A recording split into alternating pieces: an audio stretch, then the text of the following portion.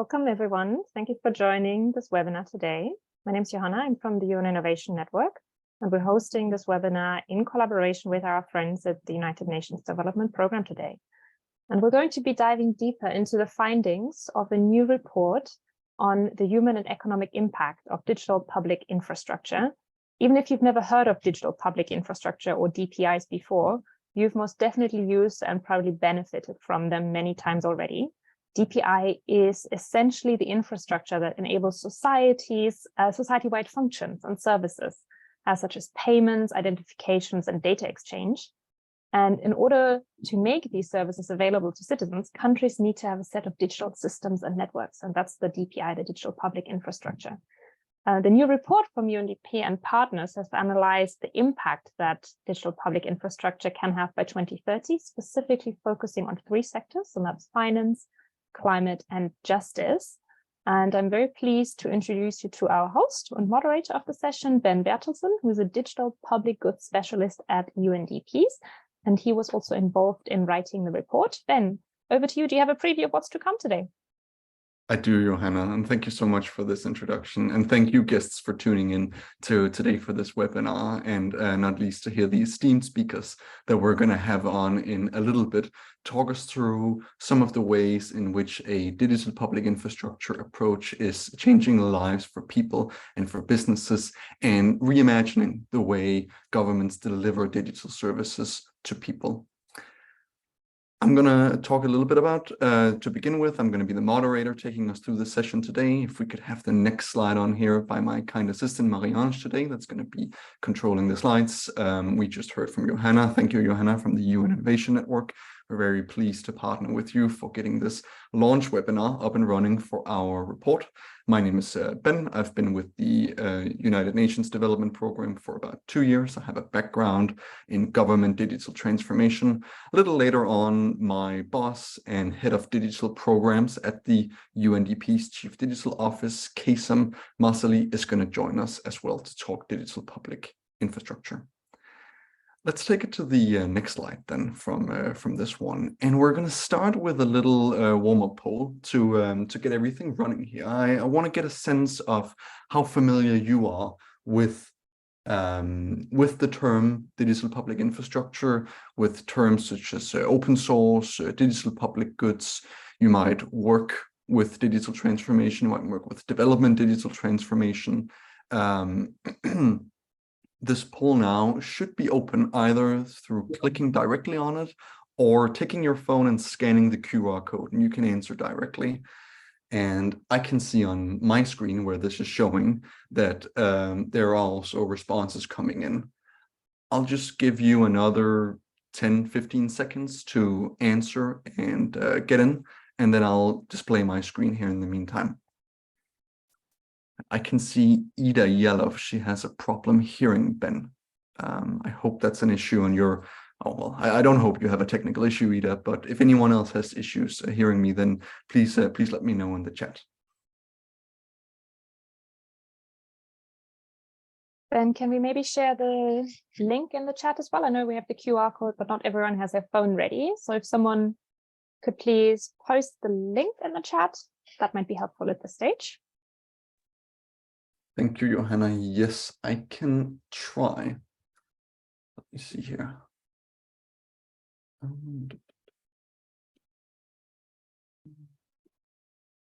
There we go. Thank you, Felicia. Magic from the back end. That is magic from the back end. Thank you so much, Felicia.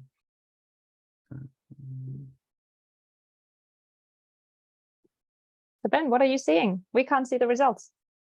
You can't see the results. I'm hiding the results here. Let me see if I can share screen now. Then I'll show you my results.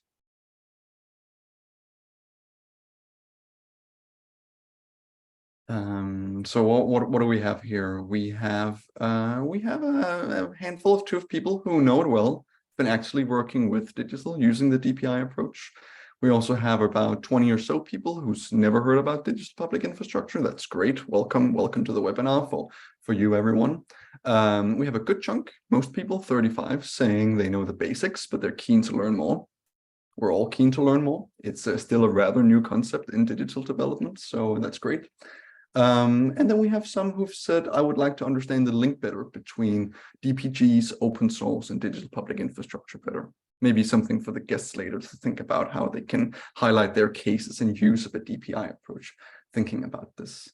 Okay, I'm going to press stop share now, and then I'm going to ask my assistant, Marianne, share in comms to reshare from her screen again, and we're going to move on in the presentation. So the first thing we're going to be talking a bit about is I'm going to be spending around 10 minutes or so talking us through what are some, how do we understand DPI and what are some of the key results from our report. So if we move to the next, and now we've all had a bit of training as well in using Menti, because we are going to do another 2-3 polls in the next hour together. First, on the human and economic impact of DPI, Marianne, let's move us to the next screen. So what are the challenges today in digital development? What is it that we often run into, both as UNDP and what we hear from other development partners and countries themselves, as we move towards from analog processes towards digital processes, and we move towards bridging the digital divide, getting everyone into the new digital age?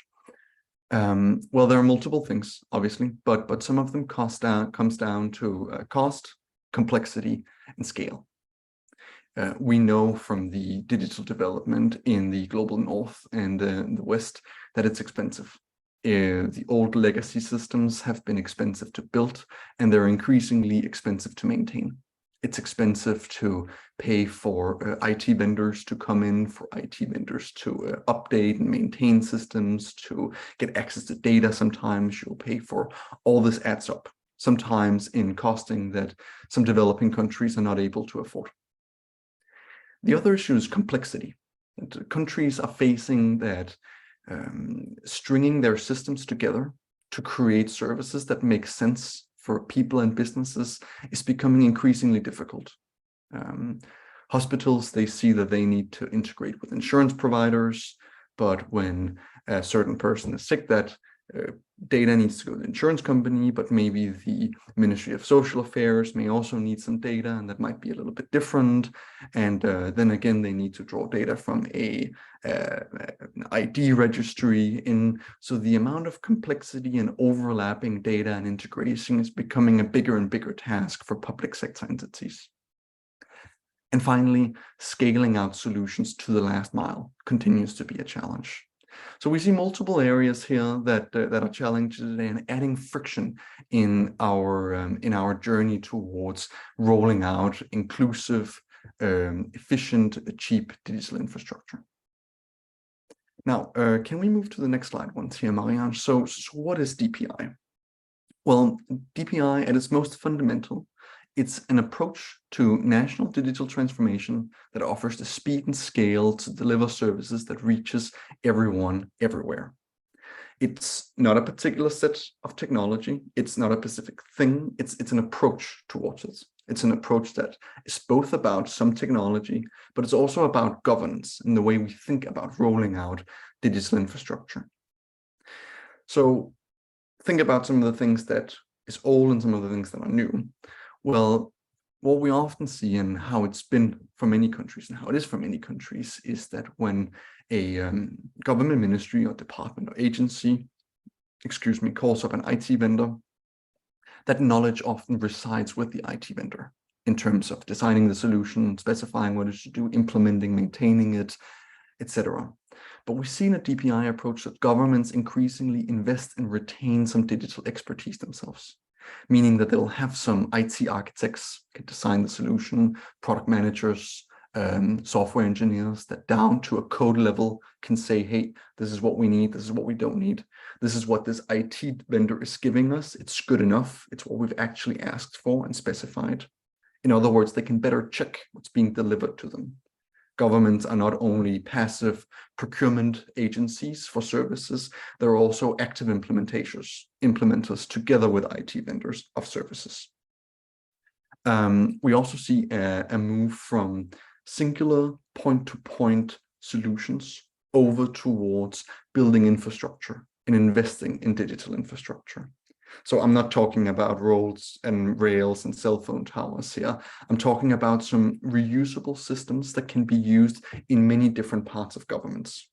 So ID, for instance, can be used in social services and healthcare, and climate even, internal affairs ministries, systems for credentialing or private-public key infrastructure, or other examples of these building blocks that can be reused across.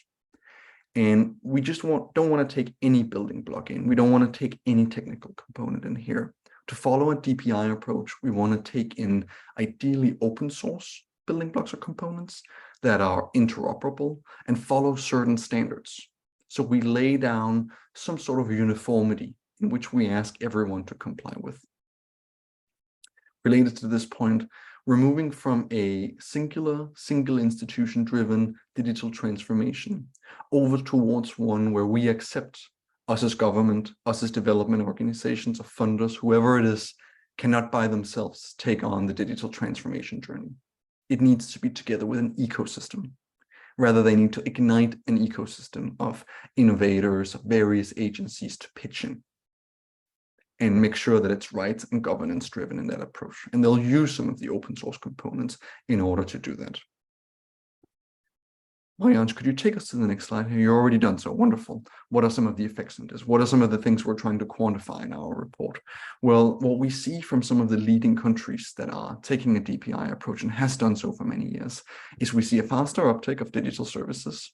We see increased private sector opportunities, more areas to use data responsibly that is captured from citizens, and a more inclusive digital transformation, more innovation, more services to people of all sorts.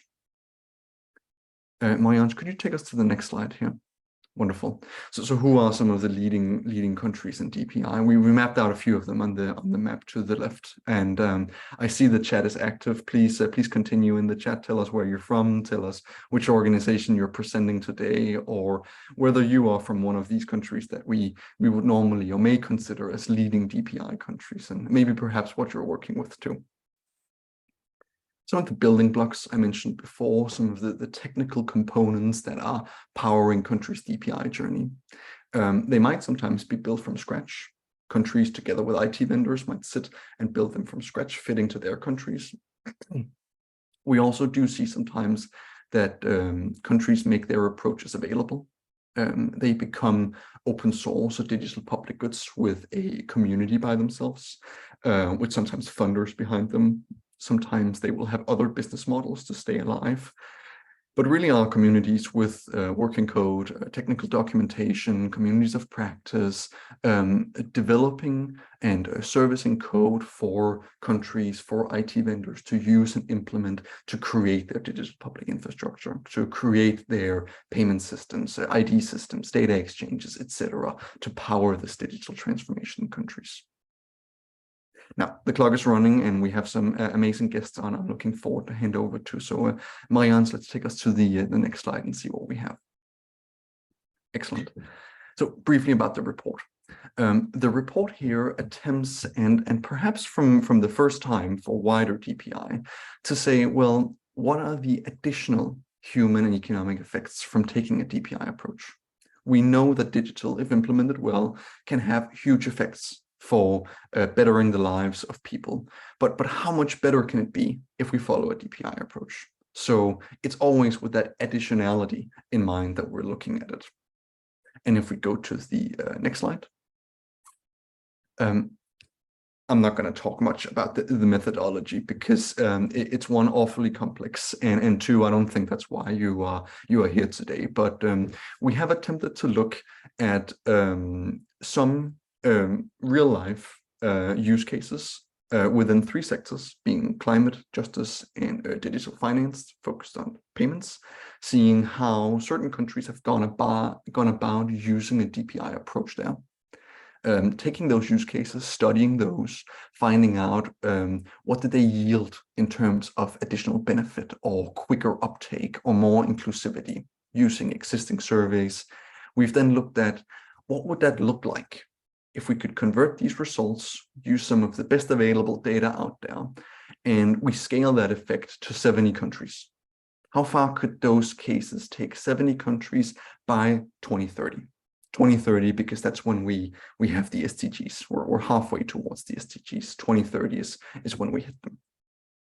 One of the results we see, just taking from climate here, and also being the handover to our first guest in a little bit, is if we take a DPI approach for 70 countries within climate alone, we see that if we open source and standardize and make global weather data and early warning systems more available to people, we believe that we can increase the annual income for household farmers from between $95 to $170 per household in 2030.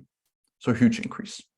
Related to that, we believe we can improve the cereal yield as well, which will create more food, have a lesser degree of malnourishment and undernourishment. And finally, and perhaps most related to what we're going to talk about in a little bit, is that if we use a digital public infrastructure approach and pair it with MRV systems, which are particular systems for tracking the amount of the activities of carbon mitigation and adaptation activities in countries, we believe that these digital systems of carbon registries can play a small but important role in the reduction of the total carbon emissions that will take place in LMICs towards 2030. Could you take us to the next slide, Marianne? So these are some of the amazing speakers we have on today. I'm going to introduce them in a little bit, but we're going to start with Rina Otsuka, who is joining us today from New York. Rina, hello. Hi, Ben. Hi, everybody. Hey, how are you doing, Rina? Good. That's good to hear. Marianne, could you take us to the next slide? Wonderful. Thank you so much. Rina, you are the Digital Innovation Lead for Environment within the UNDP. You've been with the organization for about 6 years, serving both in country offices and now in headquarters. You are also one of the leaders, I think I can say, in the organization around promoting and advocating for digital public goods and open source. And you're one of the leaders of a project that your entity is doing around a national carbon registry. So a national carbon registry, at a glance, well, actually, I don't think I'm going to try and explain what a national carbon registry. I think, Rina, I'm going to hand it over to you and maybe start by asking you, could you kind of in your own words tell us what is a national carbon registry? Sure. Maybe stepping back for colleagues who are not aware of the climate world as much. So basically, you might all know there's a Paris Agreement, which is the international agreement for reducing the carbon emission. And within that, each country has something called a nationally determined contribution, which is basically a target toward reducing the carbon emission, but also about adaptation, how the country has to act in order to get to these goals. So it is basically a big planning document. And this is the base of all the countries' actions toward climate change. And so, for example, in the UNFCCC research, it is shown that all countries will need up to $5.8 to $5.9 trillion to actually get to implement all of these nationally determined contribution actions. This is a big amount of financing that's needed. And so as UNDP, we support more than 120 countries on NDC implementation. And through this process, we noticed that, of course, these countries are in need of accessing different types of climate finance or carbon trade, I guess, in a more simple term, in addition to other types of environmental finance. And to do this, the countries need something called a carbon registry, which is basically a system where you can issue credit. So basically, you want to have a database of all the mitigation actions and the projects that are contributing to carbon emission reduction. And then once the project actually does reduce emission, they can issue a carbon credit. And then the carbon credit needs to be transferred to whoever the buyer of the credit is and managed in the country so that they know exactly how much credit has been sold, how much emission has been reduced, and also how much is contributing to their own nationally determined contributions.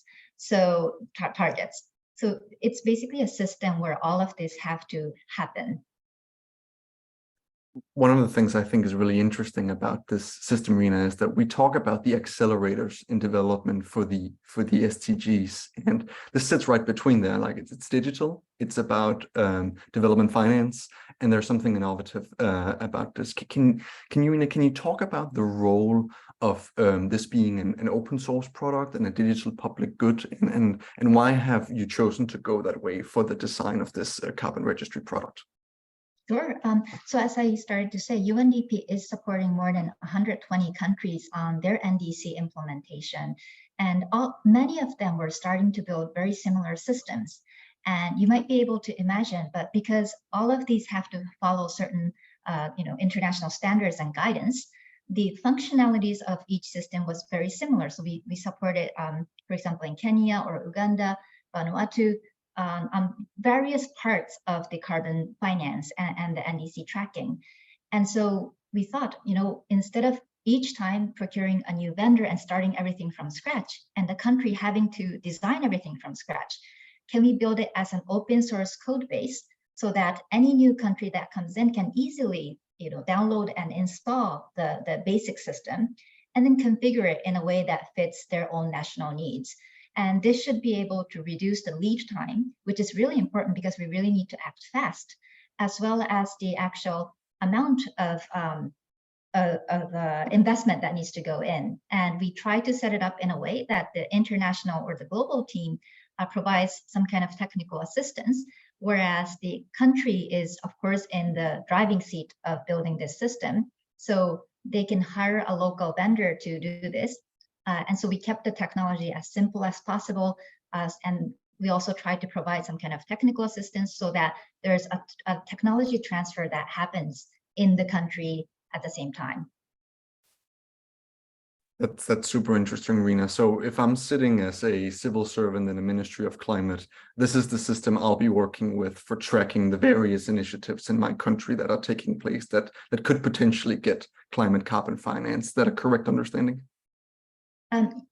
Yes, that will be a bigger ecosystem, which I guess we're getting to. The carbon registry, that's only one module. This has to be a part of a much bigger ecosystem of within the country, but also internationally. And there's a few directions to this. And this diagram is, our effort to depict what needs to happen. So within the country, the center piece that you can see that's in blue, in light blue, the registry, again, it has to be built on credible data. And the credibility comes from a transparency system where the country has to have an inventory of the GHG emission, track all the mitigation actions. And as you might know, the country can't sell whatever they reduce, right? They have to, first of all, meet their own target reduction. And then whatever that's surplus, they're able to sell to other countries or to others. So we want to make sure that this credibility is built by, as you said, tracking all of the activities and also the adaptation activities, all the things that the country has to do toward the NDC, and also have this carbon registry, which is then the entry point to speaking with other international systems. So as you can imagine, right, it's an international transaction. So the carbon registry also needs to be connected to other countries' registries one way or another. And we are exploring with other, wider ecosystem like UNFCCC, World Bank, and of course, EBRD, other major actors, so that this registry to registry speaking happens in a interoperable way. Yes. Rina, that's all we have time for here, but this is fascinating. I think what we're really seeing here is the development of a digital public infrastructure within climate carbon finance here. And I was going to ask you a question about the importance of standards and protocols within DPI, because DPI people tend to talk a lot about that, of the importance of uniformity. But I think you answered it yourself there with the importance of being in agreement of what is accredited and we traded, and there's a wider system here in which those things, they need to move together with different actors building different things. So thanks so much for you and other people's leadership in coming in here in making sure that the rails are put down the right way for this trade to happen. Thanks, Ben. And with that, we have just opened our second poll for today on where you can test your knowledge a little bit for how much you remember about a climate carbon registry, and some of the key facts from our report on this one. Do hit us in the chat if you do not access this poll. And I can see Feli, my colleague in communications, has already been kind to share the link there as well. So thank you. Let's give this 90 seconds or so, and I'll try and share the results on my screen.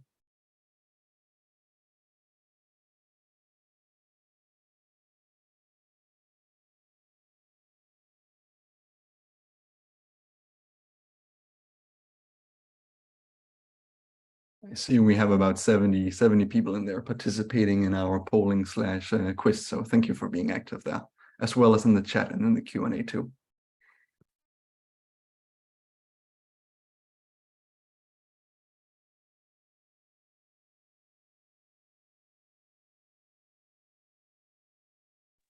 Oh, apologies. I had to click enter to start the quiz. That is done now. You should all have access to the first question now. And I do believe there are extra points for how fast you answer. 5 seconds left. 3, 2, 1. And once more, I'm almost forgetting to share my screen here on my end so we can actually see these results. Hang on. There we go. If you answered digital for climate, then you had the right answer. You had to see the little logo in the corner of the screen there. You're excused if you didn't get that one exactly right. Let's quickly jump to the next question. And I'm going to start the quiz here.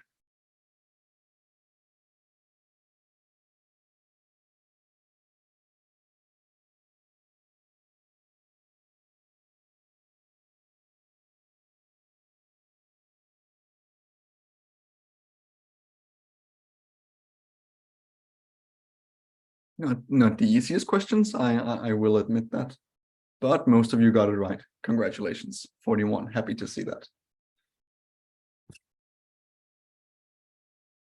And the last question in the first one of our quizzes. Halfway through this webinar.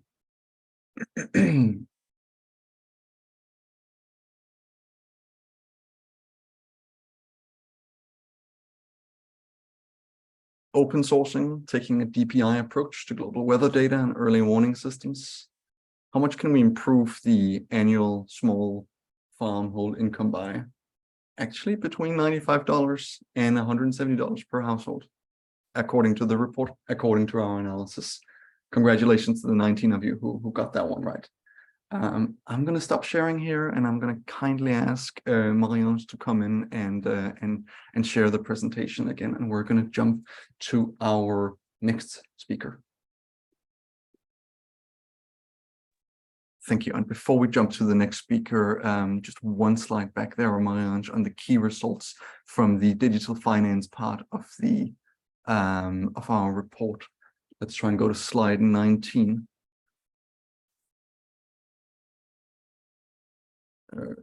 Down. No, the other way. The other way. So we get to a few more of that one. Exactly. Thank you. Yeah, that one. So we get a few more of the tidbits from the report. As I'm sure you're aware on the call, digital finance, digital payments, when implemented and working well, when inclusive, they can have a massive effect on country development. We estimate that taking a digital public infrastructure approach, again, the added effects compared to business as usual is an additional 12 to 16% of populations in low middle income countries will have access to digital payments, closing that payment gap for a considerable amount of people. It can also help plug the credit gap, help create new investments for up between 16 and 19 million in micro, small, medium enterprises in 2030. And finally, we believe that a DPI approach in digital payments and finance can grow the GDP again by 2030 with a considerable sum of billions USD, again between 200 and 280. Marianne, could you take us to the next slide here? Thank you. And to help shed a bit light about how come DPI has such a transformational impact within digital finance, I am glad to introduce Sid Shetty as our next speaker. Sid, you are the co-founder of Sahamati. It's a non-profit account aggregator. We'll get in a little bit. In a little bit, we'll get into what that means. You're also a fellow of iSpirit. iSpirit is a technology think tank out of India. You have worked on the India Stack, which is India's digital public infrastructure, where you focused on data protection, and user consent. Sid, welcome onto the webinar. Thank you, Ben. Pleasure to meet you and everyone else. Good to have you on, Sid. Sid, I'm wondering, for myself and for the audience, can you start by telling us what is an account aggregator? Surely, and if it's okay, could I run a slide or two as well? In that, it may help with the explanation. Okay, perfect. So essentially, an account aggregator is a consent manager for financial data. So the traditional problem has been data in most economies across the world is typically used to sell things to an individual or SME. And we felt in India, could we invert this paradigm where data, instead of being used to sell things, is actually used to empower individuals to access better financial services, health services, and other socioeconomically important services.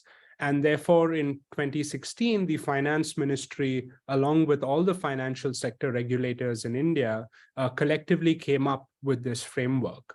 And the way it works is very simple. It's completely interoperable.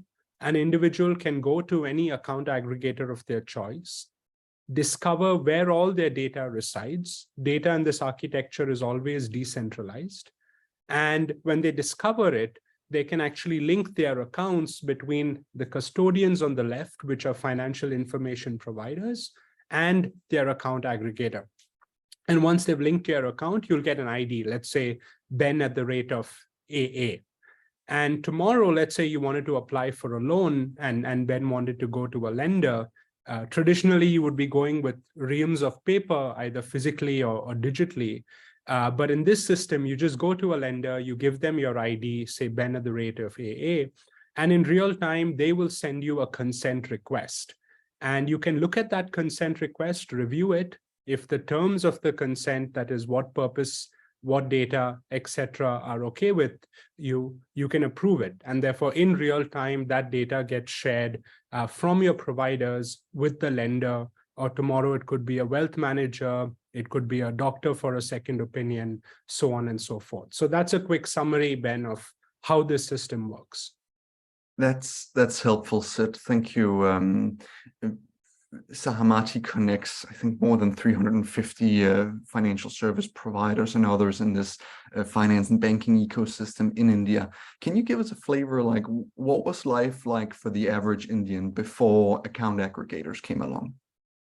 So fundamentally, we have to realize both internationally and even in India, there was a big problem around consent and people truly being given control of their data. So what would traditionally happen is individuals would go to a bank branch, get physical printouts of your bank account statements, then go to your tax system, get physical printouts, try to create a folder, and then go and try to submit that to a lender. And as we know, if we look at it on the small business side, only about 10% of small businesses have access to formal financing. And we see similar gaps even when it comes to individuals. So access to data in a democratic way was a huge problem. And so what the account aggregator solved is it really gave people control of their financial data, and thus they could decide with whom they wanted to share their data, for what purpose, for what time period, completely digitally using any device. So I can use it if I have a smartphone, if I have a feature phone, or even if I don't have a phone, this system works as well. And individuals really have a choice of which account aggregator they can go to, since it's completely interoperable, and it complements data protection legislations that a country may have, because it takes the rights and principles that are part of these legislative frameworks and then creates the tools and gives those tools to the citizens to really bring those rights to life. That's very interesting, Sid. Thank you for elaborating on that. So in some other systems, I would imagine an account aggregator would subtract a big fee for going in and playing that intermediary role between the user and between various different players in the financial ecosystems. But Sahamati is an open source non-profit organization. To my understanding, there are no profits that you're scraping off this. Can you talk about the role that you play in the India open banking ecosystem and how you see yourself as a player in the DPI ecosystem in India? Sure. So fundamentally, when we look at the data ecosystem in India pre-account aggregator, you typically would see these different providers, aggregators trying to, capture one's data and rent seek on the back of that. And that had very high transaction costs.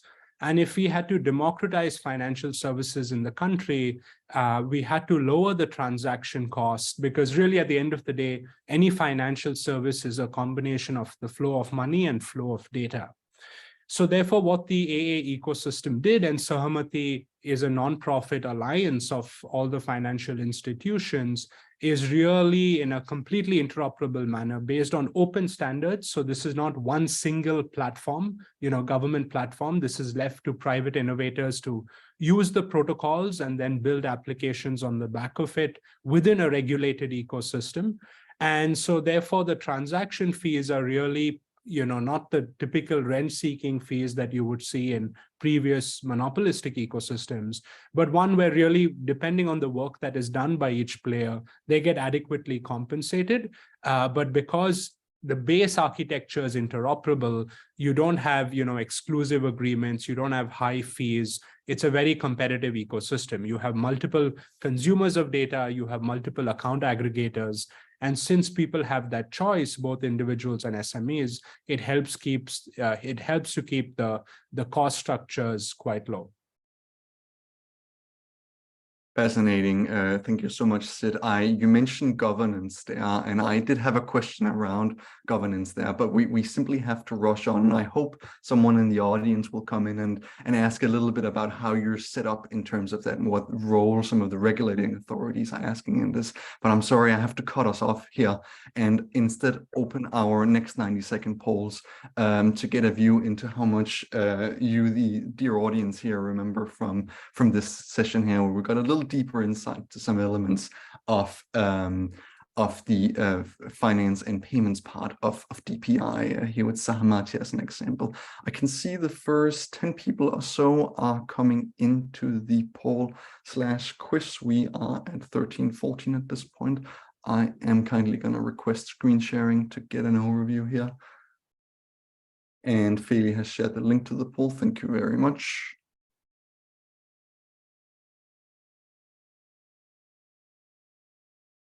$50-52. Let's see if we can get more this time than we did at what was the top score for like the previous poll? 70 or so? 60 in here now. 62, 63. Swedish flag. I see maybe someone there recognizes my Scandinavian accent. 63. I don't think we're going to get to 70. I'm sorry, people. I'm going to press enter now and start the poll.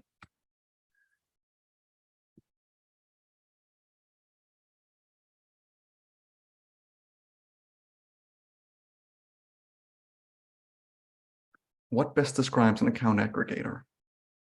Another 7 seconds for this one.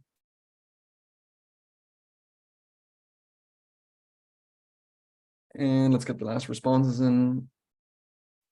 Nice, very well. 51, a technology to help people share financial information with consent. Importantly, with consent. Let's jump to the next one.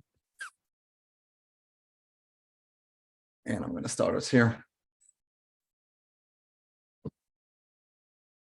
This is a new one. Which one of these are true for the Sahamati account aggregator?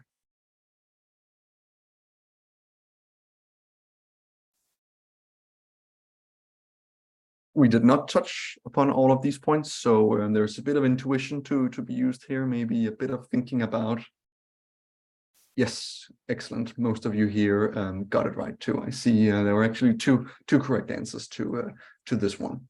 I'm going to pass us on to the, I think, final question for this little quiz. Now, we didn't talk much about the India stack, so this question is not exactly entirely fair either, but I will be curious to see where you judge how the India stack can broadly be defined.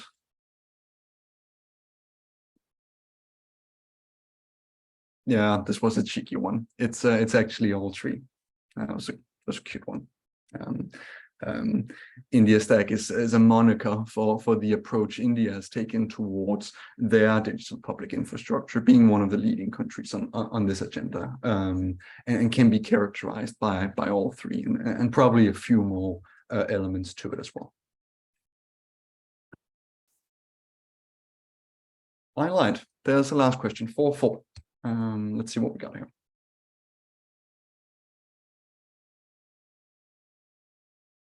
Excellent. We have a report question as well.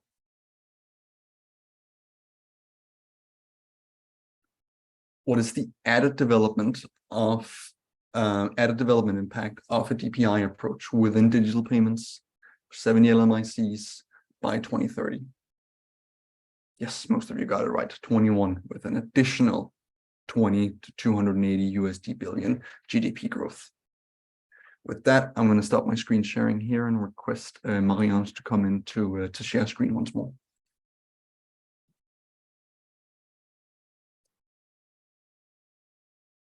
And with that, we're going to move over to our last speaker in a little bit on access to justice. Access to justice is a space that is, I think, fair to say, less digitized. I've faced less of a digital transformation, certainly less of an open source, less of a digital public goods DPI-based transformation than some of the other fields we've discussed. We estimate together with Dalberg Consultants, who we've made this report together with, that a DPI approach can lead to a 28 to 42% increase in individuals with access to state-backed dispute resolution systems and offer cheaper way to resolve legal disputes. We also estimate that DPI can lead to a between 12 to 19% cost reductions in litigations and savings for individuals caught up in legal cases.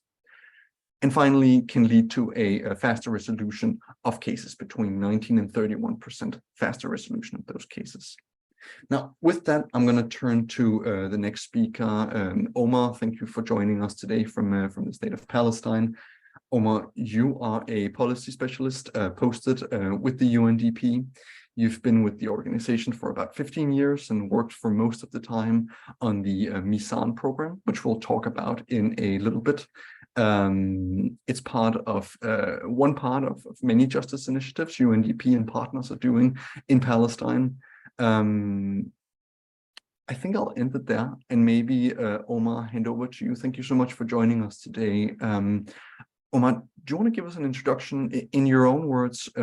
What is Misan? Thank you very much, Ben, for the introduction, and welcome to everyone. Misan is basically a case management system that have morphed into a court management system. Very unusual in these type of solutions, because usually these solutions are off-shelf picked solutions. You would want to enhance court management or case management, and you would pick a solution that would meet the standards of your particular court.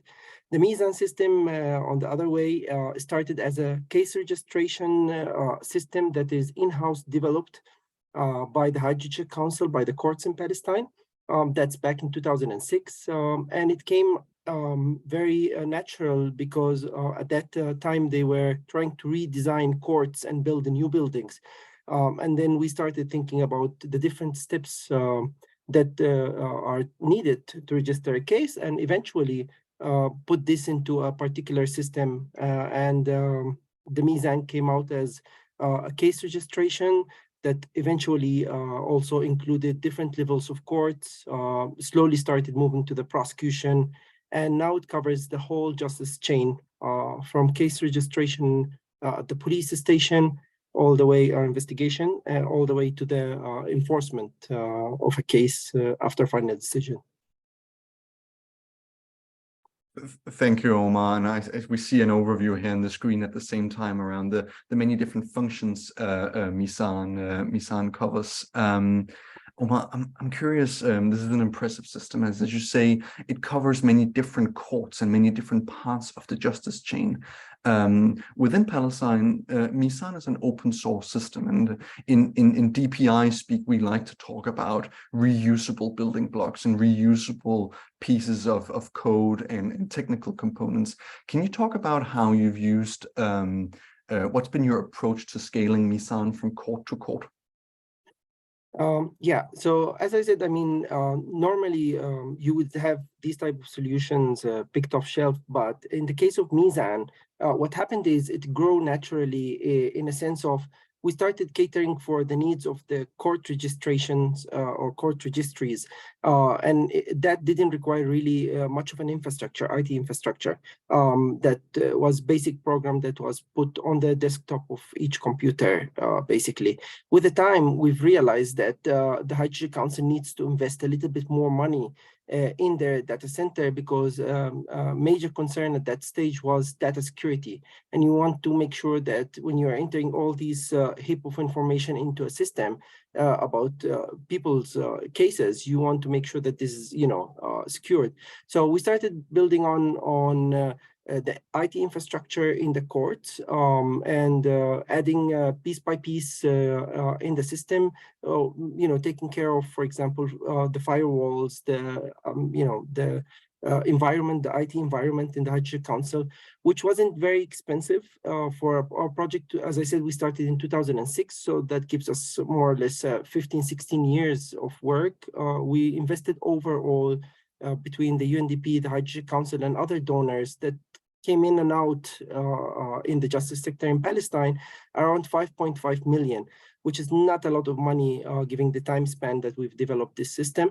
And then as the system started showing some results in terms of improving the time processing of a case, and also enhancing access for the lawyers, for the individuals to their cases and their information, more entities started showing interest in getting a copy of the Mizan, and the High Judicial Council, being the owner of the Mizan, didn't have a problem in sharing this software with others, either fully to use it, like in the case of the prosecution, they use exactly the same copy of the Mizan with all the functions, or sharing certain aspects of the system, for example, like with the Ministry of Finance, where transfers of payments and all other financial related transaction within a case take place. That is also shared with, for example, Ministry of Transportation for traffic offenses, and Ministry of Social Affairs for cases of juveniles, Ministry of Women Affairs for cases of GBV, and so on.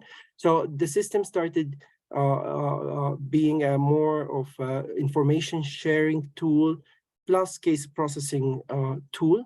And as I said, because of it uses Microsoft SQL Server and Microsoft .NET Framework, which is an open source, it makes it much easier to share the system with other entities. That's great. Thank you, Omar, for elaborating here on this. And I think it's worth mentioning as well that if you walk into Misan's office, I mean, many of these IT architects and software developers, they are hired by the high judicial courts and are civil servants. Am I correct, Omar? Yeah, Ben, this really have been a major policy issue, and that's where my work comes in, because I don't work on the development of the IT system, but I do work on the issue of sustainability. And since the beginning, we made sure that the High Judicial Council, the prosecution, and other entities using the system hire their own developers. From time to time, we do intervene by hiring some developers to improve a certain component when they are overloaded in the courts. but sometimes we also support them with task teams for data entry, which is a major component in any case management system for it to be successful. But overall, the majority of the developers are in-house developers that have been observed into the public service of the Palestinian government. And now, after 16 years of working on the Mizan, we have a pool of very skilled individuals who are joining together as a team of developers. They are working now on the version 3 of the Mizan collectively instead of each component of the justice chain work individually. Now they're working all under one office. And that has also helped us to scale up the Mizan and share the Mizan with other countries, because Palestine, since a few years, have been asked by different countries and approached to by different countries to use the Mizan. And hence those developers are available to support this process free of charge, basically. And the High Judicial Council, as I said, is more than willing to share that experience with other countries. That's great, Omar, and I think it's great to hear also that some of the open source elements that we heard in the climate case as well, like a willingness to share a system outside the borders of Palestine to other countries that are interested in adopting the system and this approach in their own countries. A very quick question here in the end. I just wanted to hear some of the results here in terms of faster case processing times. Is it some of these results, can you recognize those from Mizan as well? Yeah, of course. I mean, if you are a good citizen in Palestine, you would probably have to get to the use the court at least once in your life to register a case, to register your marriage, for example. This is a process that used to be very cumbersome. For example, you would want to get a marriage registry. You'll have to go to one of the courts, have an appointment, and then wait for a week or so before you can get the results back. Now you can do that within one day. Basically, you go to the court, and sometimes you don't even have to go to the court. If you have access and you're registered, you can just request the copy online through your application and then get the results immediately. For this to happen, of course, we needed to scan everything into the system and have everything uploaded to the system. This is a digitalization process before you can have an actual ease of access to the information. Other examples, for example, enforcement. Previously, each lawyer had 3 enforcement requests per day that they could put. Now lawyers can do that from their offices. They can put as many enforcement requests, which have enhanced enforcement cases. We have now up to 1 million requests of enforcement that are being uploaded to the system in the last 3-4 years. Impressive. Thank you so much, Omar. I have to cut us off here, unfortunately, and move to our final poll. I see time is running fast. I can already now say that the Q&A will be a very short one, if any. I encourage all of you that have a question to type it into the Q&A box. And if it's a question to one of our 3 speakers, Rina, Sid, and Omar, I encourage each 3 of you to answer Q&A questions directly in the chat, as we will have very little time for the Q&A itself. The poll is open for the justice one. I can see the first 9 participants is already in. We have 177 on the Zoom call, so there are room for many more.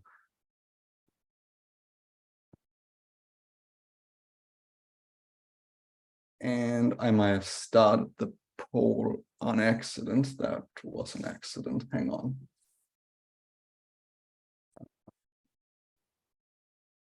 Reset results. Apologies about that. Now the poll is open again. We have 33 players in there. Sorry, participants. Oh, I'm not going to share my calendar. Hang on. There we go. Let's see if we can get to 60 this time with a few minutes left. No, I think I'm going to start us off now. 46, they'll do it.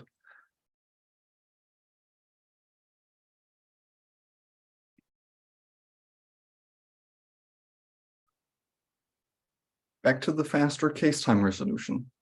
How much faster can we resolve cases through a DPI approach, according to the cases analyzed? Between 19 and 31%. Next question. 45 players ready. What best describes Misan?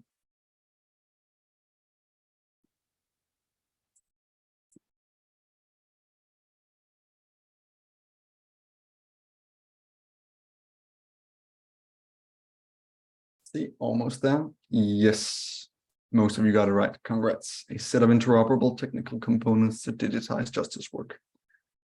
Although there are elements of it in the two other ones too.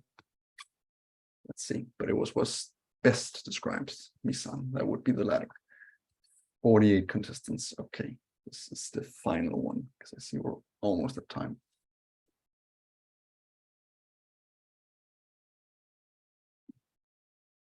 Again, back to the report, a report question. See, the report is linked to in the chat, so some might cheat. I'm glad you had so much faith and confidence in the DPI approach. That must be a good sign since most of you answered in the higher range, but it is between 40 and 63 USD. With that, I'm going to stop sharing screen on my part and invite Marie-Ange to reshare her screen on her end. That does it today for our launch webinar together. My time tasking skills has not been up to par. We have 2 minutes for a Q&A. That will not be enough for a Q&A. Instead, I'll invite Kisam, who is Masali, who is the head of digital programs at UNDP's Chief Digital Office, and who both leads much of our work to support country offices, to support governments in digital transformation, but is also very active and a big advocate on the digital public infrastructure agenda. And I have just been told in my earplug that Kisam is not available to join us at this stage. So I guess I'll round us off. I feel like you've heard a lot from me. You've also heard from our 3 great speakers. Please give them a virtual round of applause with a smiley or a thank you in the comments. To Omar within e-justice from Palestine, to Rina within climate and carbon finance from UNDP's HQ, and from Sid Shetty, from co-founder of Sahamati, coming in from India today. I see the thank yous and claps are coming in the comments. That's much appreciated. I am sending it over to them as well. And with that, I'd say if you have questions or are keen to work with the UNDP, sit maybe as a civil servant in a government, and are keen to learn more about DPI and want to know the work that UNDP's 170 country offices do around DPI, or great work that colleagues in the various sectors, whether it be our finance hub, our partners in climate, and colleagues in climate, or e-justice, what they do reach out to us. Feel free to reach out. You can find more information. A link, I'm sure, will be shared in the chat to our work. And with that, I'll say thank you very much for joining us today. We are at time. Thank you.